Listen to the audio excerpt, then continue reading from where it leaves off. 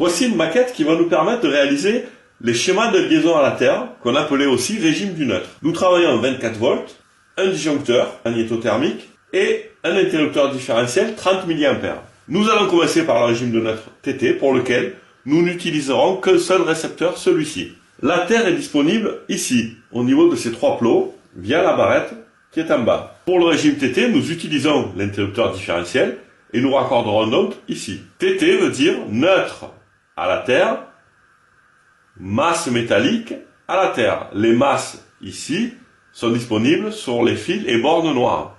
Il est toujours plus prudent de commencer par la Terre, donc Terre vers masse, R vers neutre.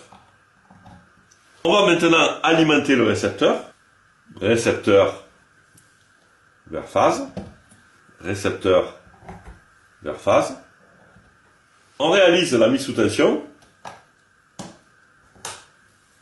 Le récepteur ici, une ampoule s'allume. Pour tester notre régime TT, nous allons créer un courant de fuite. La phase qui est ici, reliée à ce potentiomètre, va se comporter comme un isolant déficient dont on pourrait régler la dégradation. Afin de pouvoir mesurer cette fuite, elle n'est pas reliée directement à la carcasse, mais à cette borne grise. Nous allons donc intercaler un ampèremètre, 200 mA alternatif, entre la borne de fuite et l'autre borne de masse. Elles sont simplement pointées. Donc masse vers ampèremètre, je ressors de l'ampèremètre, et je vais vers la borne de fuite. Donc le plus dangereux à la fin, toujours. 7 mA de fuite. L'interrupteur différentiel 30 mA ne doit pas déclencher pour I sur 2, c'est-à-dire 30 divisé par 2, 15 milli, mais doit déclencher avant 30 milli. On va augmenter la fuite, rapidement dans un premier temps.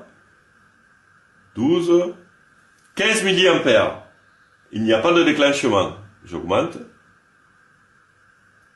17, 18, 19, 20, 21 mA.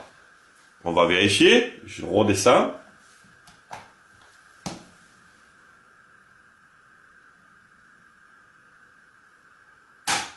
C'est bien à 21 mA que mon interrupteur différentiel déclenche. Il est donc conforme.